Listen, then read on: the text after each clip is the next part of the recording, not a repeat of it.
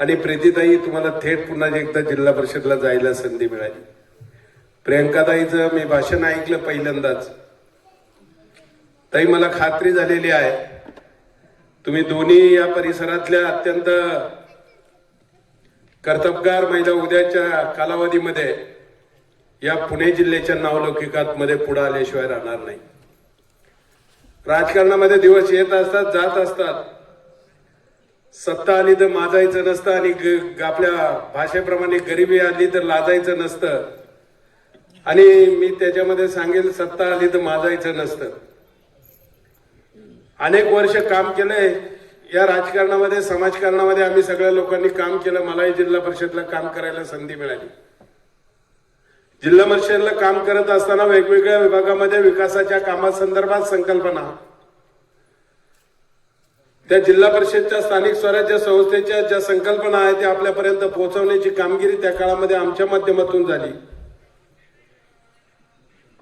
या त्रिस्तरीय पंचायत राजमध्ये जर तुम्ही अभ्यास केला तर काय आहे ही सगळी पद्धत एक वेळ मी फक्त तुम्हाला 2 मिनिटात समजून सांगणार आहे. जिल्हा परिषदच्या माध्यमातून बजेटच्या माध्यमातून जिल्हा परिषदच्या माध्यमातून काही छोट्या खाणीची जी कामं असतात त्याला तरतूद पैशाची तरतूद करणे त्याला मंजुरी घेणे काही प्लॅन करणे काही धोरणं ठरवणे हे जिल्हा परिषदचं काम आहे.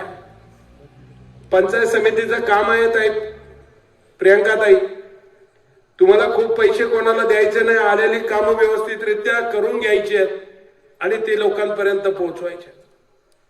ग्रामपंचायतच्या सरपंच आणि त्यांच्या सदस्य बॉडीने त्याच्यावर लक्ष द्यायचं आहे आणि उत्तम प्रकारचं काम कसं होईल आणि लोकांपर्यंत ती व्यवस्था कशी पोहोचेल याच्यासाठी काम करायचं. याला आपण त्रिस्तरीय पंचायत राज म्हटलं जातं. आणि म्हणून या स्तरावर काम करणाऱ्या या ज्या संस्था आहेत त्या लोकांच्या मनामध्ये खऱ्या अर्थानं घर करून आहे. गेल्या अनेक वर्ष जवळजवळ 3-4 वर्ष झाले आपण निवडणुकीपासून वंचित आहे. मागच्या बॉडीला 5 वर्ष अधिक 3-4 वर्ष मिळाली. साधारण 8-9 वर्ष याच्यात निघून गेली.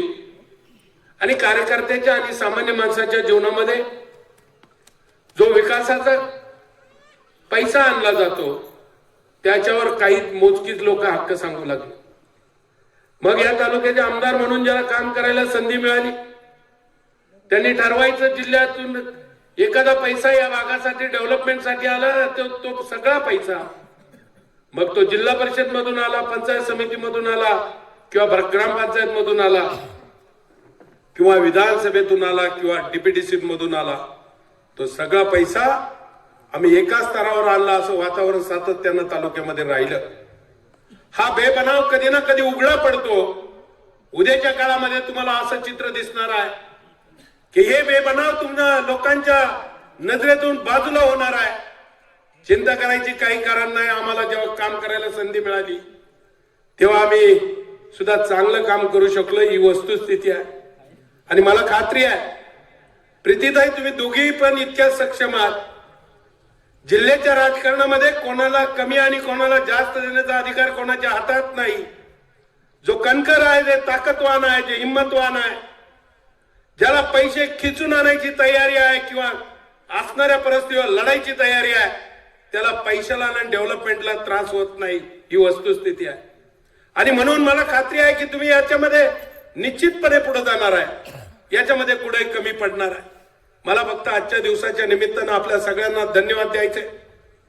तुम्ही अत्यंत प्रामाणिकपणे मेहनत केली. देवदत्तचं नेतृत्व या परिसराने निश्चितपणे स्वीकारलंय. लोकांच्या मनामध्ये त्याच्याविषयी असणारं प्रेम आहे आणि हे प्रेमाच्या बरोबर या भागातले प्रतिनिधी निवडून आणून तुम्ही त्याच्यावर शिक्कामोर्तब केलेला आहे. मी तुम्हाला सगळ्यांचं या ठिकाणी खरं तर आभार मानणे अभिनंदनही करेन. मित्रांनो उद्याच्या काळामध्ये तुम्ही समजून जाऊ नका. काळाबरोबर परिस्थिती बदलते. आमच्या अजितरावनी सविस्तर विवेचन केलं. अजितराव तुम्हाला वाटलंय हे साधं सोपं काम आहे. तुम्ही काल दिलीपराव काय म्हणाले आमदार काय म्हणाले ते सांगितलं पण याच्यात सुद्धा वेगवेगळे डाव असतात हे तुम्हाला माहित नाही. दाखवायचे दात वेगळे आणि खायचे दात वेगळे. जेव्हा निवडणूक लागली होती त्यावेळेस काम करून घ्यायची त्यांनी भूमिका माझ्या समोर मांडली आज आपल्या घरातल्या पुतण्याला निवडणुकीमध्ये चिन्ह दिलं, उमेदवारी दिली आणि योगायोगाने कोणत्याही पद्धतीने ते निवडून आले असते तरी आम्ही लोकशाहीला मानणारा माणूस आहे. तुम्ही आलात निवडून तर ज्या कारणानं तुम्ही निवडून आलात तर त्या कारणामध्ये तुम्ही लोकांची आता काम करा, हा आमचा तुम्हाला सवाल आहे. तुम्ही म्हणालात का त्यांना ते म्हणाले घरची माणसं त्यांना धमक्या देत आहेत, असं नाही. आम्ही 30-30, 40-40 वर्ष झालं, देवदत्त असेल, मी असेल, रात्रंदिवस काबाड कष्ट केलं, भागाभागात गेलो, परिसरात गेलो, गावागावात गेलो, संघटना बांधल्या, पक्ष मजबूत केले आणि मजबूत झालेल्या पक्षाच्या जीवावर सत्ता भोगण्याची कामगिरी तुम्ही केली. ऐन वेळी आम्ही गरीबाची पोरं म्हणून आम्हाला बाजूला सारण्याचा प्रयत्न केला आणि आज स्वतःच्या कुटुंबामध्ये उमेदवारी घेऊन लोकांची पुन्हा एकदा फसवणूक करताय. हे उद्याच तुम्हाला असणारी फसवणुकीचं चित्र तुमच्या पुढे स्थिर राहणार नाही. ही गोष्ट तुमच्या लक्षात असली पाहिजे. आज का म्हणायचे दिवस आले? अरे लोकांना माहीत झालं हे स्वतःच्या घराशिवाय दुसऱ्याला उमेदवारी देऊ शकत नाही आणि मग उद्याच्या काळात गमावलेली सहानुभूती पुन्हा मिळवायच्या नावाखाली आज ते आपल्याला फसवण्याचा नवीन डाव टाकलेला आहे. मित्रांनो, आजची परिस्थिती तालुक्याची अत्यंत क्लेशदायक आहे. खालच्या भागातले 3 मतदारसंघ आहे. पोपटराव गावडे सारखा 60 वर्ष काम करणारा एक माजी आमदार त्या भागातून आज भाजपमध्ये प्रवेश केला. त्यांचा मुलगा आणि त्यांचा परिवार भाजपच्या प्रवाहात गेलेत. आज ते त्या भागातून ते निवडून आलेत. राष्ट्रवादीच्या चित्र 4 मुंड्या चीज झालेला त्यांचा उमेदवार 2-3 नंबरला राहिलेला आहे. पलीकडे गेलं रांजणगावला, तिथेही तीच परिस्थिती झालेली आहे. ज्यांनी साखर कारखान्याच्या सभासदांच्या सभामध्ये येऊन दादागिरी आणि दमदाटी करून शेतकऱ्यांचे प्रश्न धुळीत मिळवायचं काम केलं, त्या मानसिक पाचून करायला लोकांनी जाग्यावर पाणी पाजलंय. तो माणूस त्या परिसरामध्ये नाहीये.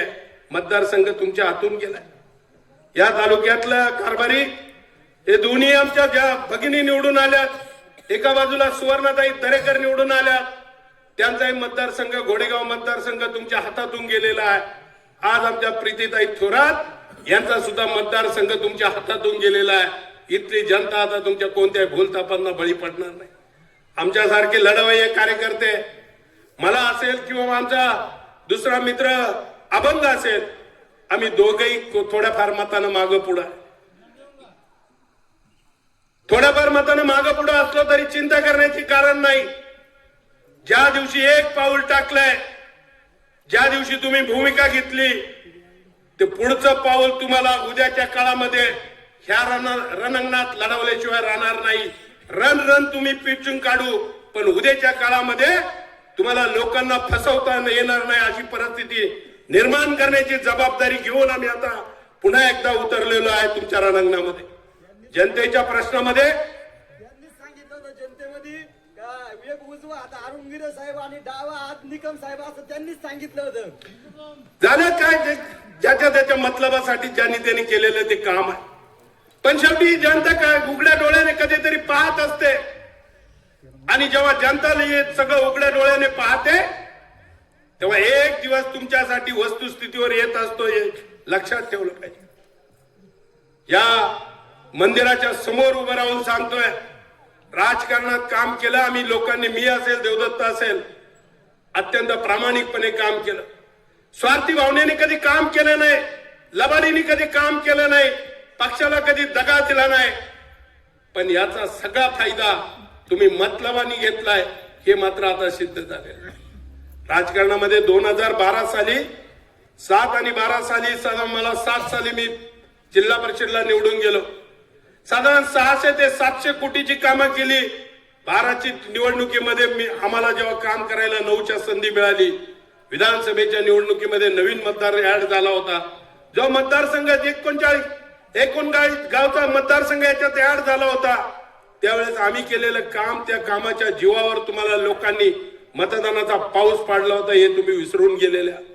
पण ठीक आहे, जुन्या गोष्टीवर जास्त आम्ही बोलणार नाही.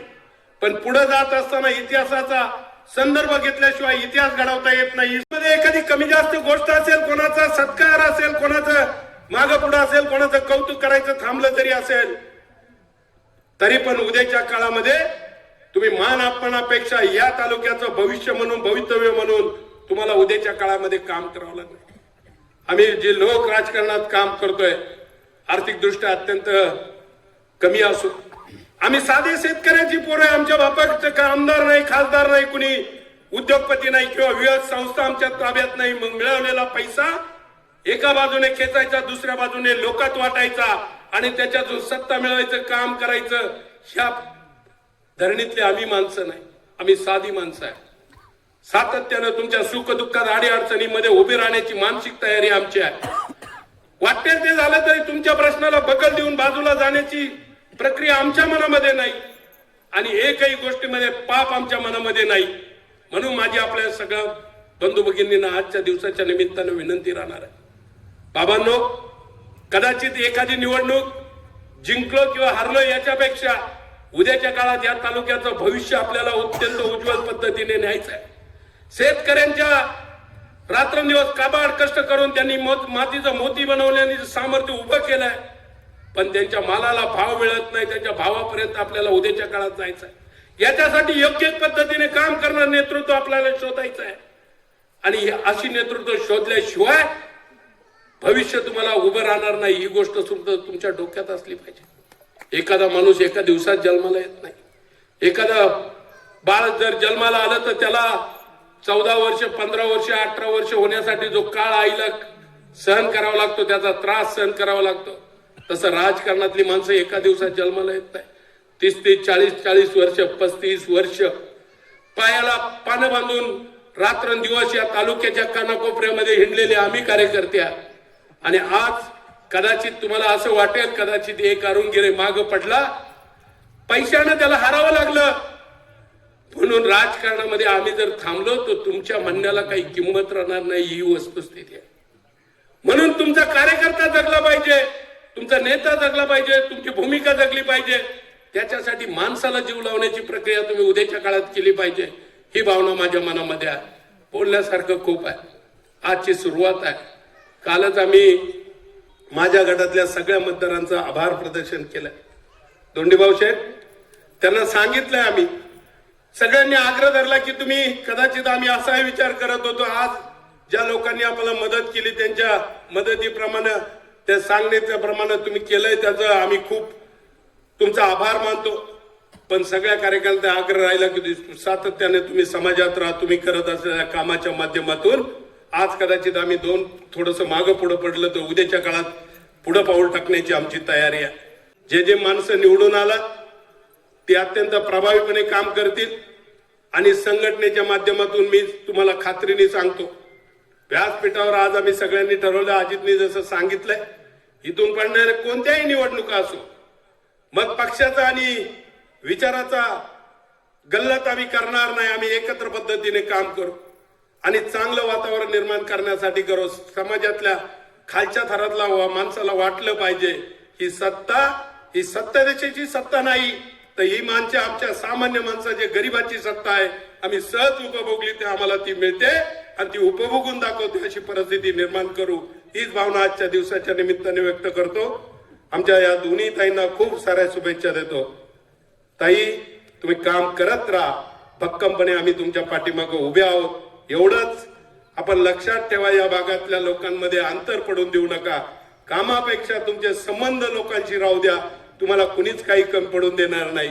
आणि म्हणून तुम्हालाही सगळ्यांना धन्यवाद देतो. तुम्ही अत्यंत चांगल्या पद्धतीने मतदान करून या भागामध्ये नावलौकिक वाढवण्याची कामगिरी केलेली आहे. मी दोघींची भाषणं ऐकली आणि तुमच्या पसंतीला दाद दिली. माणसं योग्य माणसाला निवडण्यासाठी माणसाचा निश्चितपणे तुमची पसंती राहिली आणि त्या पसंतीला दाद देऊन तुम्हा सगळ्या मतदारांना मी या ठिकाणी पुन्हा एकदा आभार मानतो. आपल्या सगळ्यांना धन्यवाद देतो आणि या ठिकाणी थांबतो. जय हिंद, जय महाराष्ट्र.